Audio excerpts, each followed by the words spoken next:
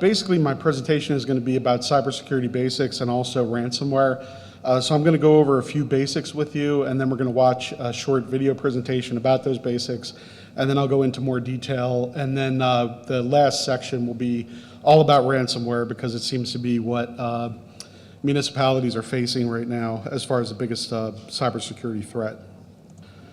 Okay, basically, cybersecurity basics. The biggest problem that we have, one of the biggest problems that we have, is people using their work computers for non-work purposes.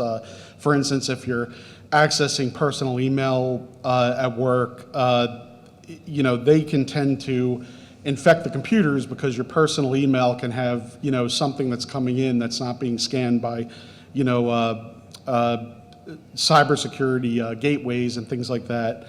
So we generally tell people, don't use your work computer for non-work purposes. Use strong passwords and don't share passwords. I've seen many users that go on vacation, and the easiest thing for them to do is just share their password with the entire department so that the other people in the department can access their documents when they're away. Please don't do that kind of stuff. If you contact the IT department, they can share documents with the appropriate people while you're on vacation.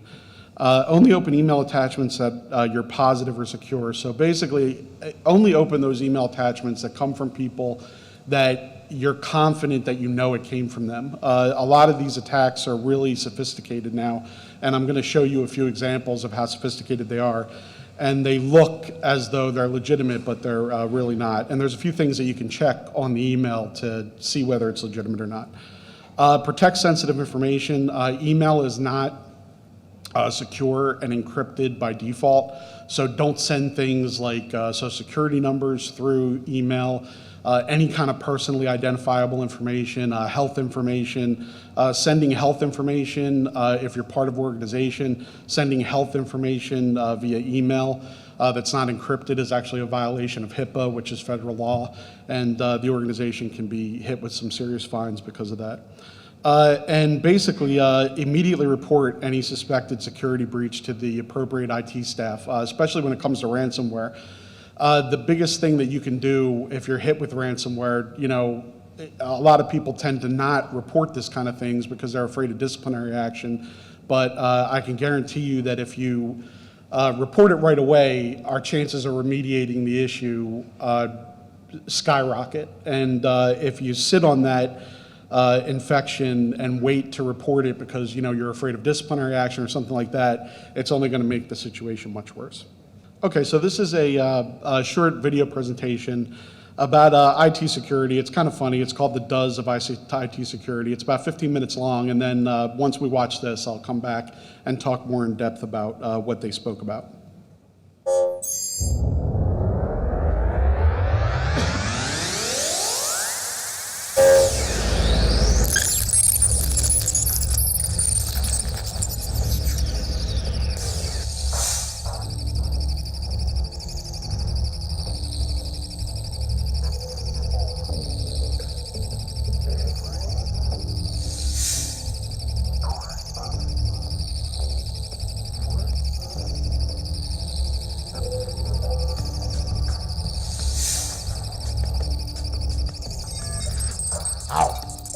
Hello there. You look confused, concerned. I know. Information security looks and sounds very complicated, even for a security expert like myself. But the good news is, well, it's that lots of it, the parts that you as a user can do, well, it's all mostly common sense. That's why we in the security business, we like to call it the does of security. What's that? You don't believe it? I thought you'd have a lot of questions. That's why I've invited along some very special friends of mine to help explain to you what I'm talking about. That'll be all.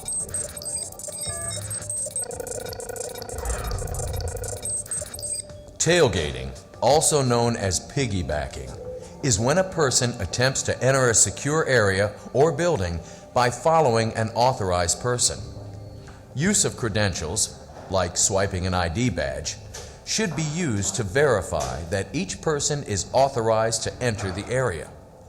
Everyone must verify their access, even your fellow co-worker.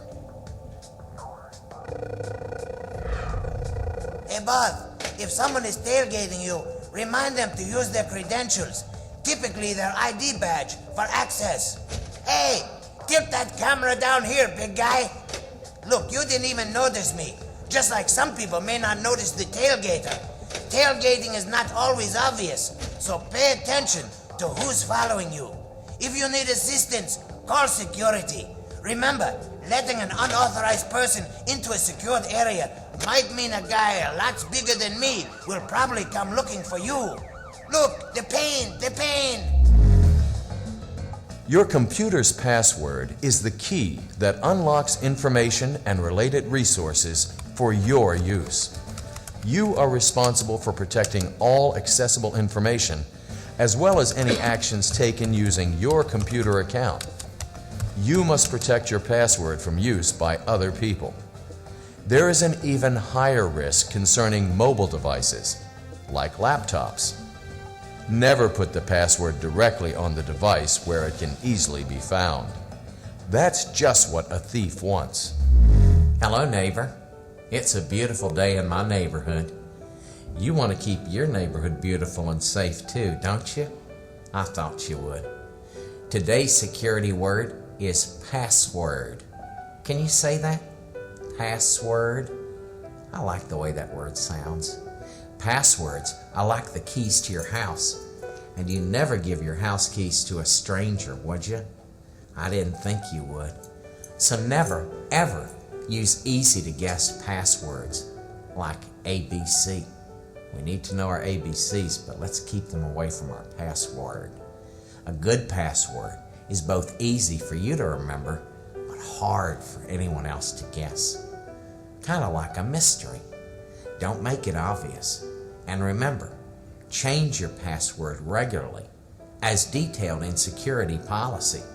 And never, never tell anyone your password, not even IT support staff. Be a good neighbor. Thank you. It's a beautiful day for a new password. Saving sensitive information on your computer or mobile device's hard drive, also known as the local drive, is not a secure practice, because anyone that uses your computer will be able to access the information, and the information is not automatically backed up. It is much safer to save the information to network storage drives, because they are secured and are backed up regularly. However, if you must save sensitive information to your hard drive, it must be encrypted and approved.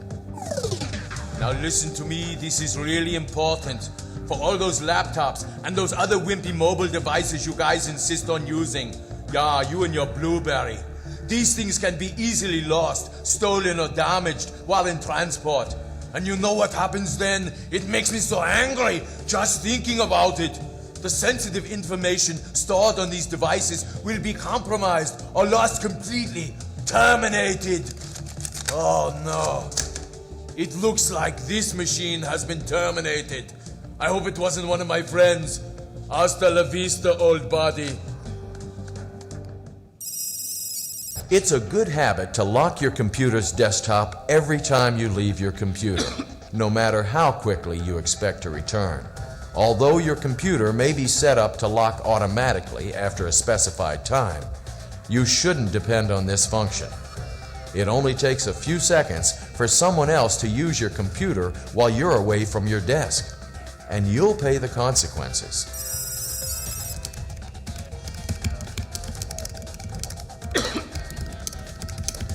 Remember, pal, you were ultimately responsible for any actions taken using your computer.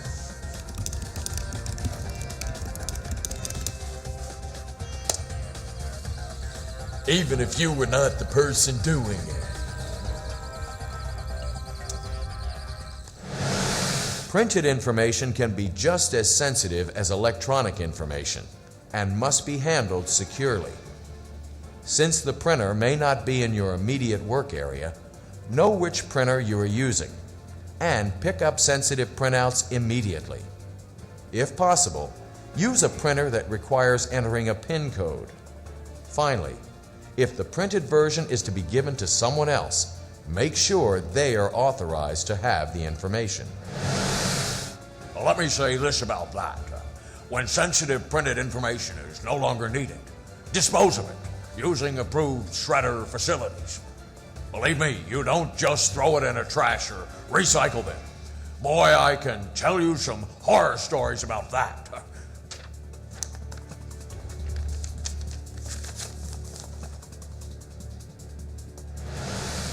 If someone is eavesdropping on your conversation, they may be able to obtain sensitive information that could be used to harm you, someone else, or your organization.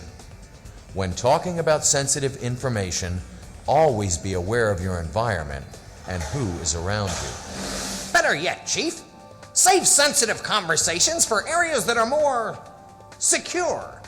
If this security cage doesn't work for you, or if you misplace your favorite cone of silence, well, then just find a place a bit more secluded. Phishing is very much like eavesdropping, but in electronic form. When you receive an unexpected electronic message, it may be a trick to get you to disclose personal or other sensitive information. Basically, they are casting a hook and hoping you'll take their bait and respond. Many phishing messages and related sites not only attempt to get sensitive information, they may also attempt to install malicious code, like a virus, onto your computer. You know, the best protection is to never open any electronic message you're unsure of, especially if it's from a sender you don't know.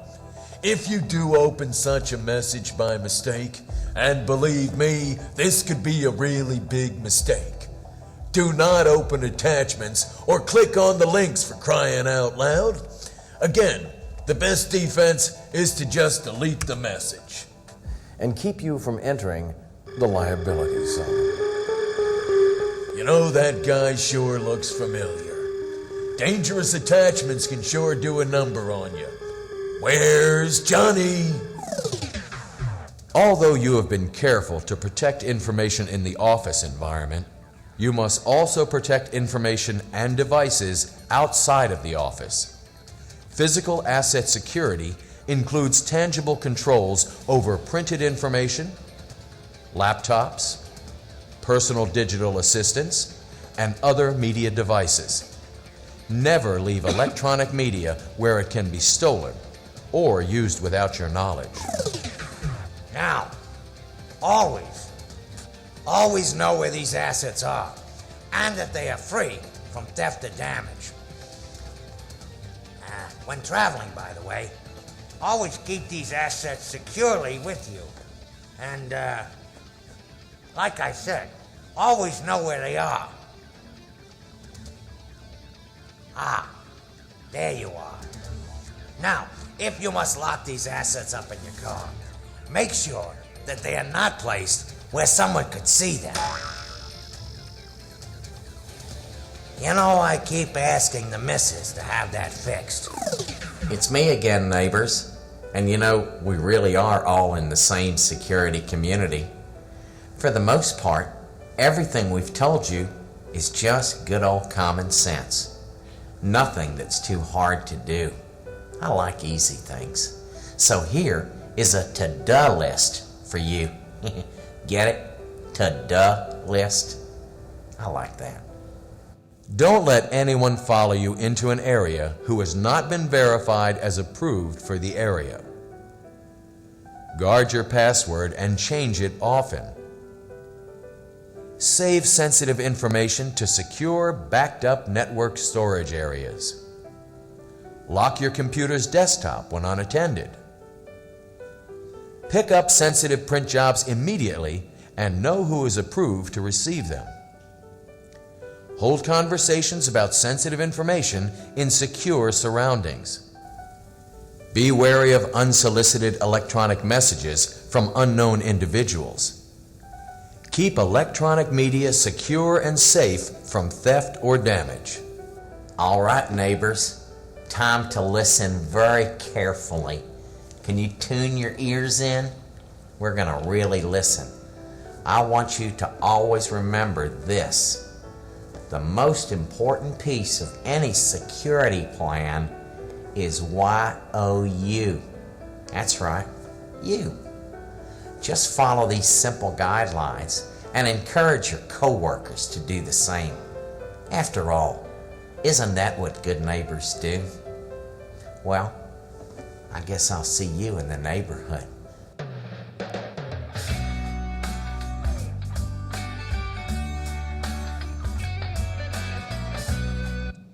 I'm going to talk a little bit about email only because email is one of the highest factors of infection. And again, like I said, it's not secure by default. There's ways that you can encrypt email and make it secure, but they're not very practical, so they're not in wide use. By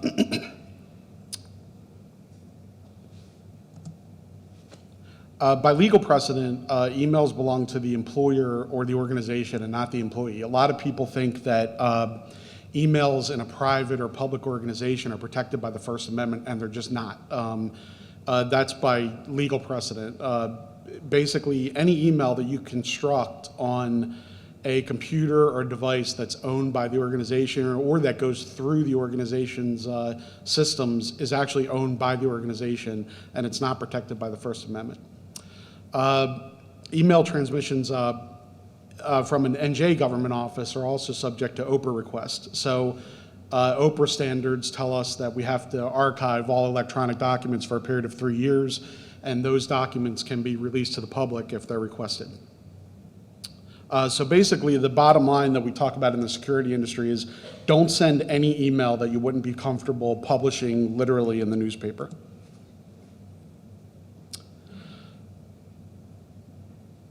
Basically, emails should always be retained in a separate secure account so that they can be searched.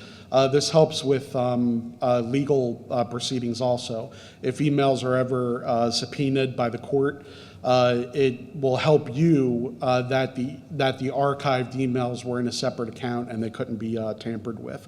And again, be particularly mindful not to send personally identifiable information, we call it, any social security numbers, health information, credit card information, bank account information. Just don't send it over email because it's not encrypted and it can be intercepted. The Sarbanes-Oxley Act, I talk a little bit about this because it covers all organizations. It was passed by Congress in 2002 as a result of the Enron scandal. Basically, in the Enron scandal, they were being, investigated by the SEC and the government, and they literally were having paper burn parties. They were burning documents and things like that. And essentially what was happening was that the employees at the lower level were saying, well, yeah, I destroyed the documents because management told me to. And there was really no legal precedent to convict those employees for destroying the documents. So that's what the Sarbanes-Oxley Act really takes into account. Basically, if anyone in the organization, and there's no excuse if management tells you to destroy a document or things like that, any kind of electronic document or paper document, if it's part of a legal proceeding, even the employee at this point can be a part of that legal consequence. This is the actual wording of the Sarbanes-Oxley Act. I'm not going to go over that. But basically, like I said, it states that any intentional corruption of document for a legal proceeding, you're individually held responsible for that. And I wanted to talk too about Sarbanes-Oxley because it actually talks about mandating retainment of documents for 5 years rather than 3 years like OPRA does. So a lot of organizations just go by the 5-year rule rather than the 3-year rule like we do in New Jersey. So ransomware. Ransomware, it's a type of malware that attempts to extort money from victims by restricting access to computer or files and it's accomplished by encrypting files that can only be decrypted with a key held by the malicious actor. It's very serious stuff. These encryption methods that they use nowadays are high encryption methods. You're not going to be able to decrypt these files by brute force. It's just impossible. You could have a supercomputer working for 100 years and it's not going to find that encryption key for you. So it's very serious stuff now. I talk about the Equifax breach because the Equifax breach is the most serious breach that we've had since the advent of the internet.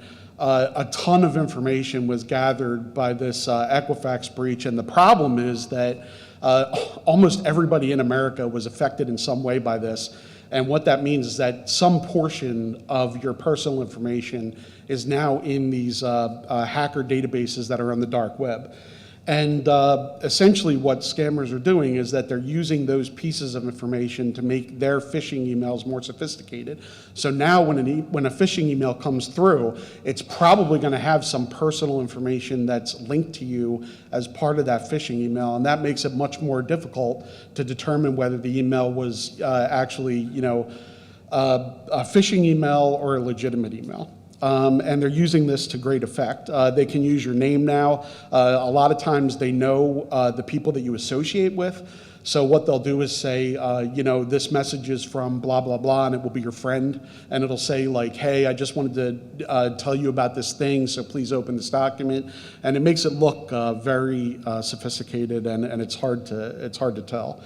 In some cases now, breach passwords are actually included with that. So not only are these scammers getting your personal information, including it in the emails, they're also using some of the breach passwords that you've actually used in the past, which is really frightening. There's a website called Have I Been Pwned? Pwning is a hacker term. Basically, it refers to a hacker actually getting something from somebody. They say that you were owned or pwned. But basically, this website, Have I Been Pwned, is a great resource for everybody because you can insert your email address in this website, and it will tell you whether or not your email address has been compromised on one of these dark websites. And it will also tell you in detail what information is included on these dark websites. Like, for instance, if one of your old passwords shows up on one of these dark websites, it will actually show you the password that was compromised. And like I said, a lot of people have been hit with this, and unfortunately, a lot of people don't know about this website, but it's a really good resource. I really recommend that everybody goes to this and sees what's out there. One of the largest collection of dark web databases that we have, just to give you an example of how bad this is, it's out there on the dark web, and it contains 2.7 billion records and about 773 million unique email addresses. That's completely insane. And you can actually, if you know how to do this, if you're a hacker, you can actually download this database and just do a search on a number of different parameters and come up with a lot of different information about anybody. And like I said, the Equifax breach made this even worse because now all of that information, including driver's licenses, are included in this kind of a hack database. Phishing scams. Phishing scams are, like I said, they're one of the #1 vectors of ransomware, but also Trojans, and not just Trojans, but also gathering more information for the hacker to use against you. A hacker will send an email that seems that it originates from a banking company or AOL or eBay. They always tend to use a lot of the most common things that people use. So you'll see like AOL, eBay, PayPal.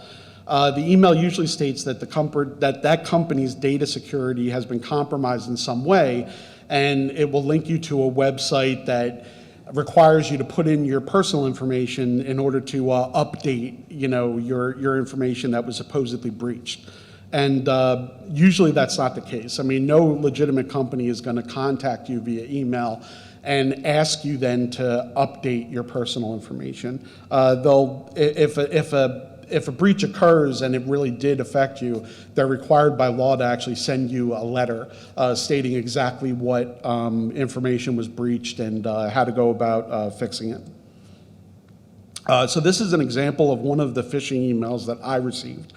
And it's very common nowadays, but it's very frightening because, like I said, this is an amalgamation of all of your personal information plus like some old passwords that you might have used. So in this case, the hacker sent greetings, and then one of my usernames, victim, I have your password of blah, blah, blah, and it was one of the old passwords that I use. You recently visited one of my sites, and I put a key logging program on your computer. I have copies of all your financial data, social media contacts, blah, blah, blah. If you don't send $1,000 in Bitcoin to this address, then I'm going to release all this information on Facebook to all of your contacts.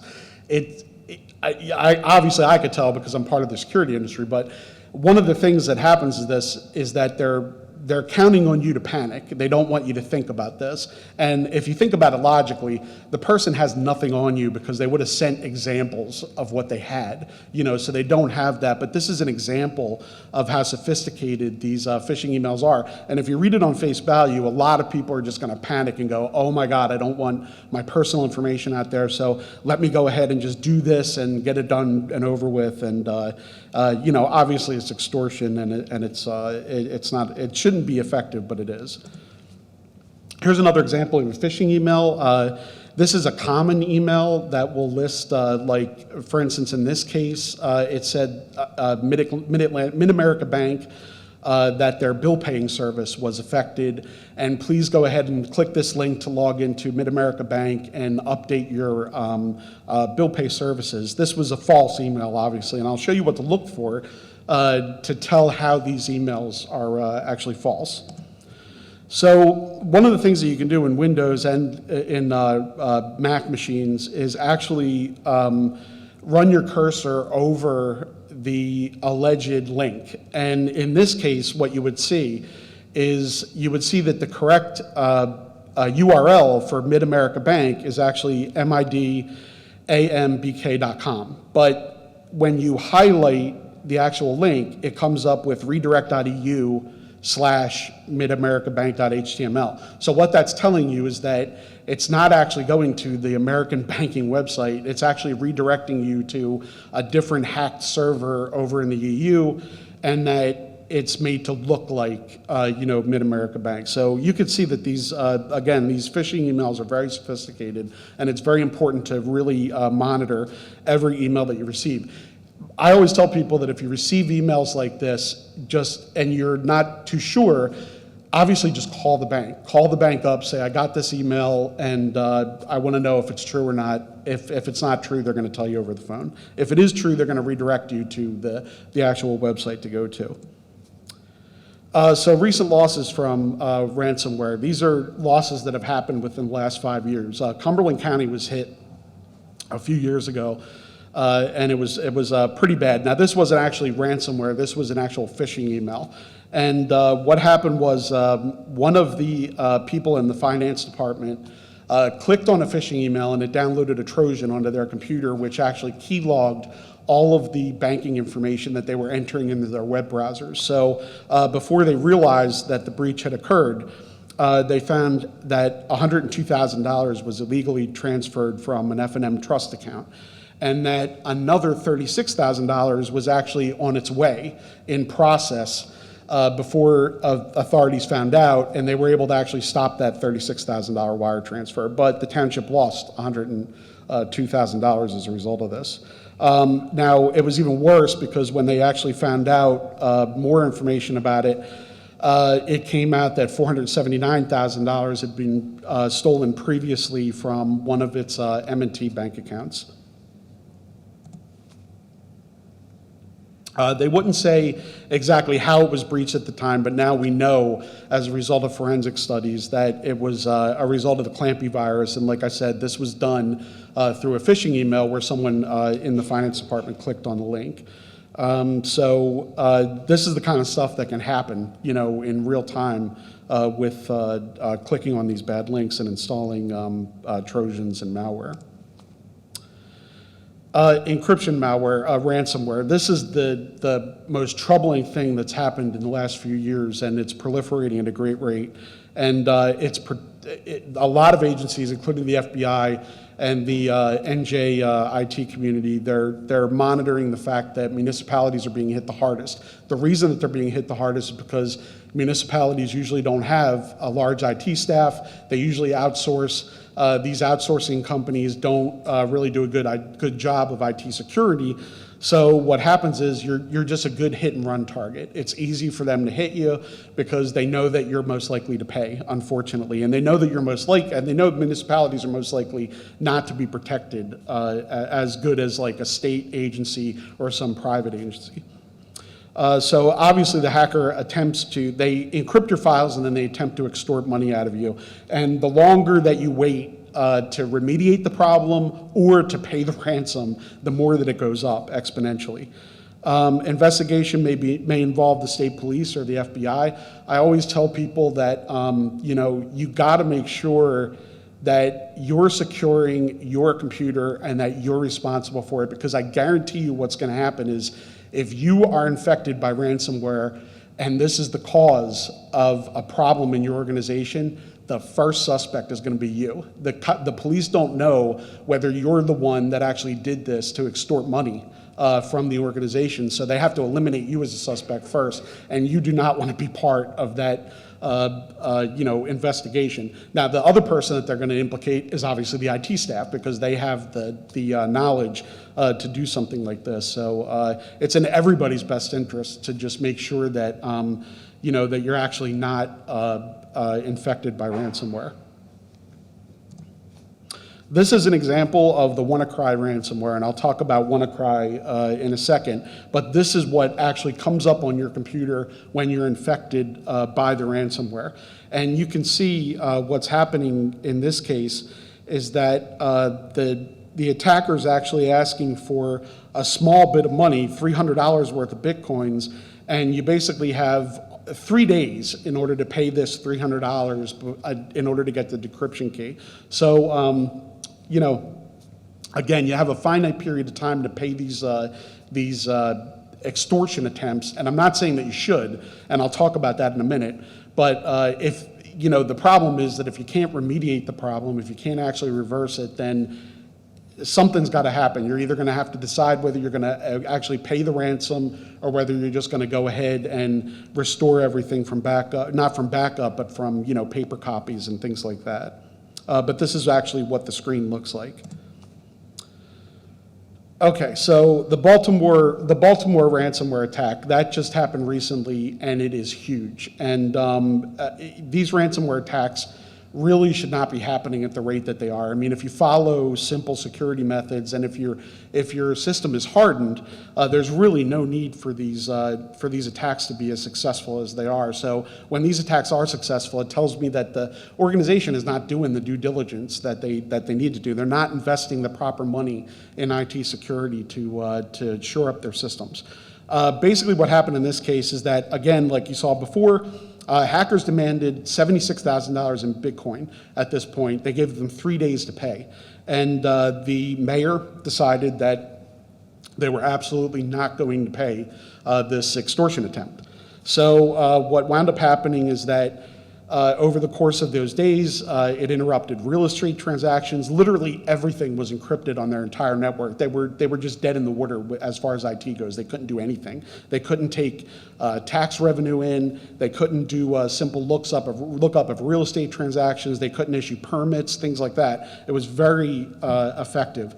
So the problem is that when they decided not to pay the ransomware, and they looked into their backups and tried to remediate the problem, they found out that their backups were corrupted also. So they had literally no method of mitigating the effects of this issue.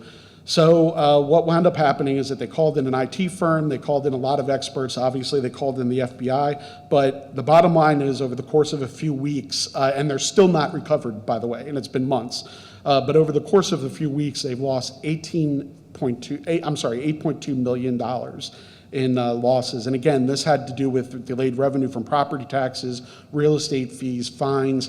People couldn't get marriage certificates and things like that. It was really awful. In this case, the exploit used was RDP, Remote Desktop Protocol. What had happened was The IT staff, it was outsourced, and the outsourcing company decided to use a remote desktop connection to remotely access all of the PCs and servers in the organization, and they never updated that on a regular basis. So there was an exploit that was found in RDP that was patched, but they didn't put the patch on, and then the hackers wound up using this exploit, and that's how they put the ransomware on every single IT device that the Baltimore owned.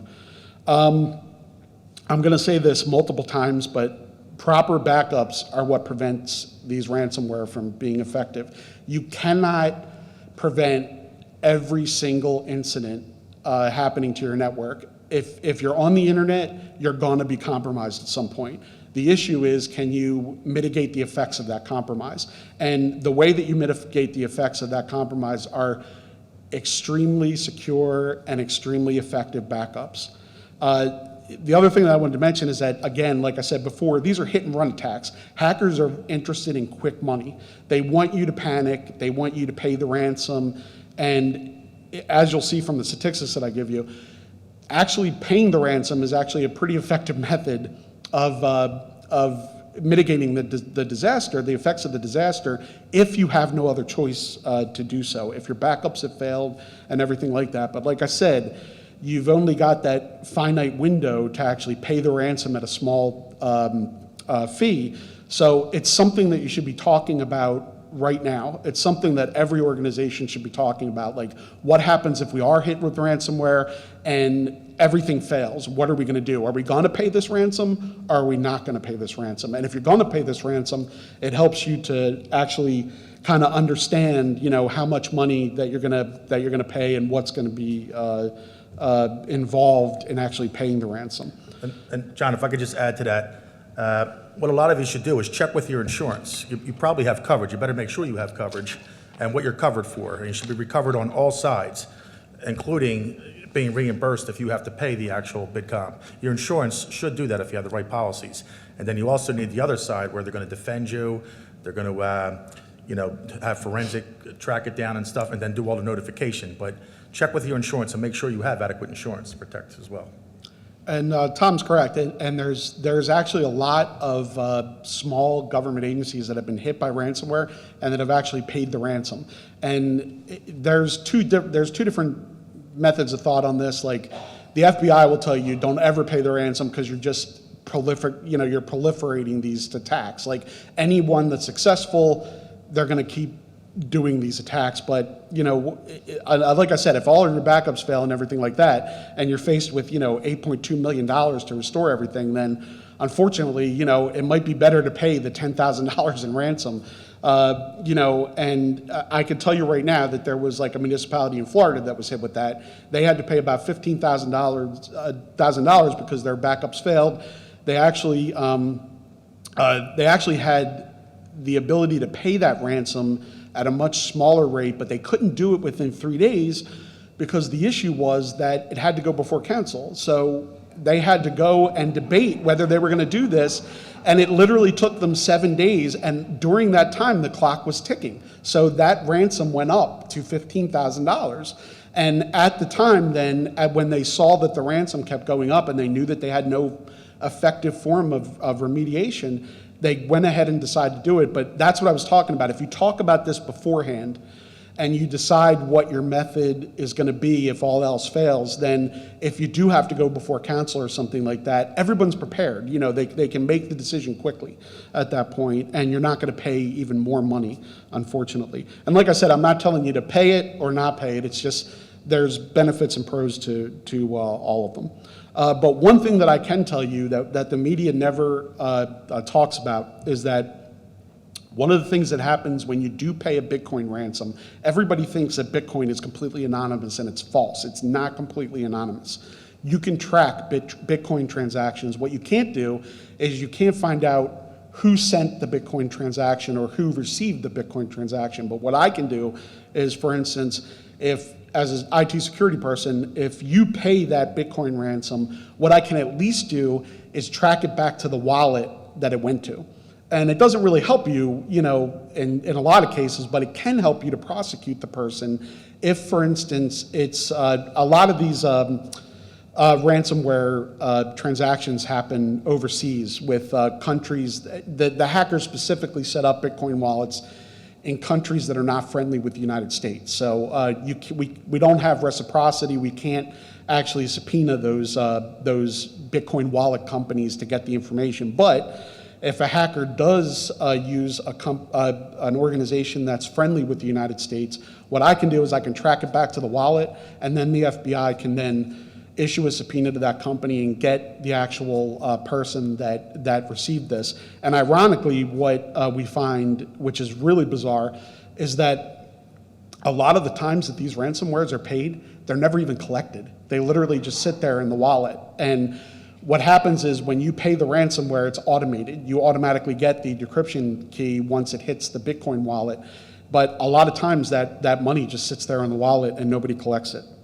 And we're not quite sure why, but we have a lot of theories, and usually it has to do with state actors. Just some statistics on ransomware. Damages exceeded $8 billion worldwide in 2018. The FBI suggests that payments are totaling approximately $1 billion annually to these hackers. It's a huge business, and there's a lot of people making a lot of money off of this. Here's some statistics about payment. Nearly 40% of victims surveyed by Malwarebytes actually paid the ransom, and all received the decryption key. So that's food for thought. Again, if something does happen and you can't fix the problem, then just know that you have a pretty good percentage of receiving that decryption key if you do pay the ransom. Another statistic, though, according to Kaspersky Labs, 34% of businesses paid the ransom, while 17% never received the actual decryption key. But even then, with those statistics, if that's my last resort to pay the ransom, I'll take those odds any day rather than eat, an $8 million loss and untold numbers of days of citizens not being able to access information. So who's doing this? We know for a fact that a lot of the phishing scams and some of the ransomware scams are coming from Russia and the Ukraine. And in the Ukraine, it's most likely Russian state-sponsored actors. It's more likely that it's organized crime in Russia. There's Russian oligarchs and organized crime that runs rampant there, and this is where they make their money. They make their money with these phishing scams and things like that. As far as ransomware goes, we know that China, there's state-sponsored attacks, especially on government agencies. They're doing this it's cyber warfare. They're doing this to disrupt government processes. But North Korea is the biggest offender of this because not only are they doing this to disrupt government services, but they're doing this to make money also to support their government. And again, ransomware, preventing ransomware attacks, email attachments and embedded links are the #1 vector of such attacks. Thumb drives are the #2 vector. We ban thumb drives in our organization because of that reason. It's so easy for somebody to be infected on their home computer and not realize it. You plug a thumb drive into your home computer, it's going to automatically replicate that infection onto the thumb drive. You're not even going to know it. It's going to happen in the background. You're going to bring it to work. You're going to insert that into your work computer, and it's going to infect your work computer most likely. Infected ads or compromised websites are another vector. So that's why I tell people don't do non-work related, don't go to non-work related websites on the work computer, because a lot of times you're going to innocently go to check sports scores and stuff like that, and the ad banners that are on those websites are actually infected, and they will compromise your computer if it's not patched up to date. So again, just don't use thumb drives as a method of transferring information. It's just not a good method. And always save files to resources which are regularly backed up. They talked about this in the video.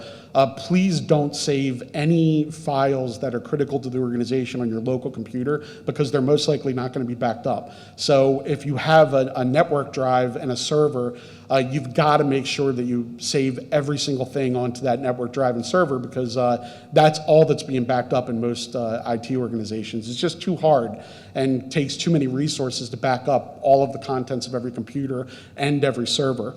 So you can really lose information that way. Unfortunately, we as network users are always the weakest link in every line of defense. So again, you have to be diligent as an employee and as a user just to make sure that you're following these best practices every day. And as far as management goes, there was actually a study done in 2011 that showed, it was done by MIT, that showed that disciplinary policies don't really work actually to motivate employees to follow computer policy. Basically, what the study found was that users will actually violate computer policy if they feel that it's going to make their job easier. So even if they're told that you violate computer policy and you're going to be terminated, they will still violate computer policy if they feel that it's going to make their job easier. So what the study actually found was that it was the overall department attitude towards security, like education, but also peer pressure. It's basically the idea of management getting everybody involved as a team and making the team realize that it's beneficial for everyone, the individual and the organization, to follow these security policies, because it's ultimately going to make your job easier to follow them rather than not follow them. And if I could just add to that, John, that's very important. Everybody here stayed here till Friday to listen to this because they were interested in it, wanted credits, and hopefully John successfully scared you. But we're one person in our organization, so you have to make sure that there's training every year. And then people get lackadaisical after a while, so you have to keep doing it. So that's what we have John update our staff every so often, and then he sends out helpful tips to people when something new comes out, because you have to have that, because people will become, like I said, lazy. And, we try to do our best, but everybody in the organization has to be at their best, because it only takes one slip. Yeah, that's absolutely correct. And again, like I said, I'm going to mention backups 500 million times when we talk about this. Proper backups are critical. If you don't have proper backups, you can forget about everything, because when you do get hit, you're not going to be able to restore the documents that you have. Timely backups offer the best mitigation strategy. You shouldn't just be backing up to tape every day. You have to really engage in an IT organization that's going to help you come up with a sophisticated backup strategy that's going to back up your files, like, for instance, every hour. That's what we do. And it's not only going to do that, but give you the opportunity to have backups on-site and off-site in the cloud. I always rip tapes in my presentations, because tapes are almost useless nowadays when it comes to backups. They need to be stored properly in order to be effective. They have to be stored in environmentally controlled situations. If they're outside of those parameters, the tapes warp, they break. When you go to restore, and in the event of a critical incident, and you find out that your tape is useless, it's the worst thing that you could possibly have. So the best thing to do now is use disk-based arrays to do your backups. Disk-based arrays on-site, off-site, and then, of course, some organizations still use tapes as a tertiary measure, which is fine, but it should be your last resort when it comes to backup. So if your organization has nothing but tapes right now, I really highly suggest that you look into other methods of doing backup. Before I get into questions, one thing that I wanted to add was that one of the ransomware attacks, I don't know if you heard about it, but North Korea, the WannaCry attack that I talked about, they actually perpetrated this attack on the National Health Services in the UK. And the UK, the National Health Services system, every single system was affected throughout the country.